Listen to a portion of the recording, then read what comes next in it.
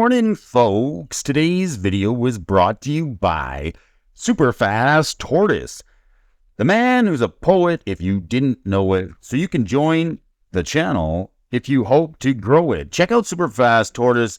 Got some Magic the Gathering content and always rocking over here in the comment section. I appreciate you, Superfast. Thanks for every amazing thing you do. Let's get into this video here for the folks at home watching on this weekend. Cartoons with Brody. Let's get into this one here.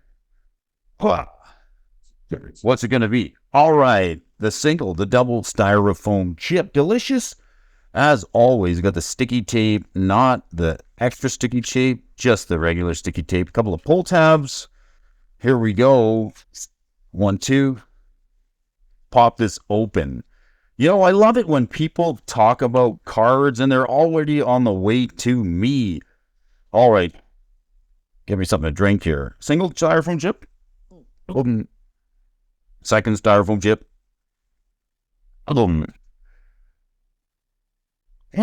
Working my way up to a whole 12 pack of styrofoam chips. Let's flip this over. 4/4 angel token. Pretty sweet. And 1, and a 2, and a 3. All right, let's see what we got here for the viewers at home. What's coming in this week for mail opening? We've got, yes, some more cards off the bottom 10 of the reserve list. Cards no one cares about. I love it. Getting some paradigm shift into our collection. We got this sorcery card from Weatherlight on the reserve list. A blue and 1. Remove all cards in your library from the game. Shuffle your graveyard into your library. Baron always said reality is relative. The world, he cautioned, is but pieces of one's perception. Urtai, the Wizard of Depth. So let's shift gears here for a minute.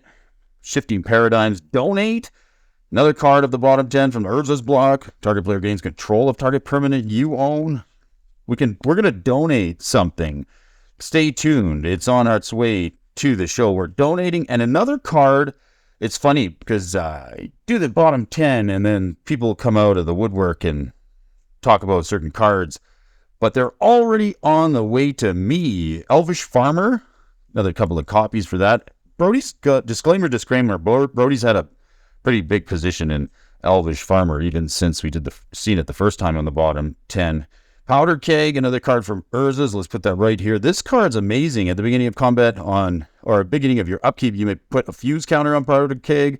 Cost 2 to cast this artifact, and you can sacrifice Powder Keg, destroy each artifact and creature with converted mana cost equal to the number of fuse counters on Powder Keg. So 0, it'll do 0 drops right away, and every upkeep you can put 1 on it. It's a board wipe. It's a little better, maybe, I would think, than perhaps an Engineered Explosives. Maybe it's a precursor to Engineered Explosives. Phyrexian Negator. Trample whenever Negator is dealt damage. Sacrifice a permanent for each damage dealt to it. This is a card I'd be wary about. It's on the reserve list, but it did get a printing in a special set. So this Negator, maybe something we want to donate. Let's put that with the donate. Powder Keg off to the side. And the Elvish Farmer over here. Near and dear to our hearts. All right, what else we got here? The Negator. See you later, Phyrexian Negator. A foil Powder Keg? What is this? Some foil action from the Urza's block? Not too pretty bad. Happy to see you. And then Knights of Thorn. A card off the bottom 10 of the reserve list from the Dark. Shout out to Johan Matuzzi. Another card from the Dark. This 2/2 protection from red has banding. With a great cry, the Goblin host broke and ran as far.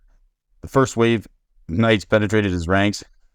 History of the Goblin Wars. This card's awesome art by Christopher Rush, coming all the way back from 1994, hitting Brody's collection here, getting some fun into our collection here for just a couple of dollars right up the bottom end of the reserve list. Cards nobody cares about. Pro Red.